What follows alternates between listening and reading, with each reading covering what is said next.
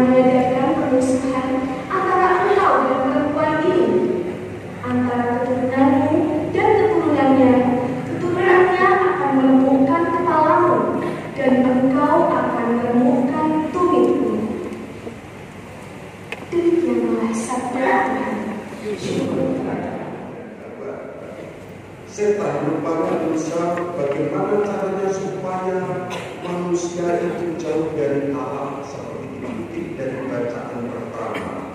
Bahkan Yesus dalam bacaan itu dikisahkan dengan setan supaya rencana penyelamatan umat manusia itu gagal. Sedangkan Paulus dalam bacaan kedua mengingatkan kita supaya jangan memandang hidup dari tata lahir saja, tetapi sebuah pembangunan hidup yang baru, seperti dibuka dalam bacaan kedua.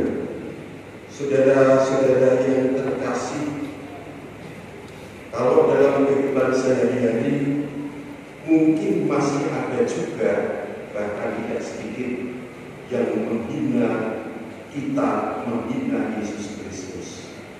Tapi lihatlah pengalaman Yesus Kristus sendiri, yaitu ketika melakukan perbuatan-perbuatan baik, bahkan mukjizat, dikatakan sebagai orang yang tidak waras, bahkan dikatakan sebagai penghulu setan, Beelzebul, dan lain sebagainya. Kita pun sebagai para pengikut Tuhan, kadang juga kita menerima penghinaan-penghinaan seperti itu. Entah di masa lalu, entah sekarang lewat media sosial pun kita juga ini. Tapi apa yang harus kita buat? Saya bandingkan dengan kalau zaman dahulu ketika saya masih kecil, TK, SD, itu kalau dengan guru itu selalu guru. Bahkan dimarahi, dipukul pun juga diam, manut. Kalau misalnya ada yang ribut di kelas, apalagi ketika pelajaran berlangsung, guru tidak segan-segan untuk melempar murid yang ribut itu dengan penghapus. Dan juga guru yang tego yang melempar dengan kapur, dibentak-bentak, disuruh diam dan lain sebagainya. Kadang juga ada yang diseterak, bahasa saya itu seterak, dihukum, berdiri di pojokan kelas karena tidak malu dengan guru atau membuat keributan. Terus ada pemeriksaan kuku, jadi tangan itu, telapak tangan ditaruh di meja masing-masing, guru memeriksa. Kalau punya ketahuan panjang, terus di duduk bergaris, betul. Wah, berarti ngalami. Buat seperti itu. Nah, kalau saya dihukum kayak gitu, dilempar terus ditutup, saya pun gak pernah saya.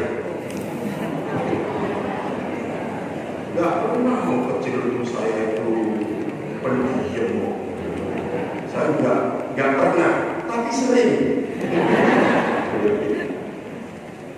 Nah, zaman sekarang lihat saja. Guru itu apalagi dengan kekerasan, lalu kemudian dilaporkan ke pihak berwajib dan lain sebagainya, gurunya dimutasi dan lain sebagainya. Keadaan makin bergeser. Ada sebuah cerita. Suatu hari ada seorang murid yang melihat ada murid teman kelasnya yang nakal itu ditegur oleh gurunya. Nakal lagi ditegur, bahkan sedikit keras.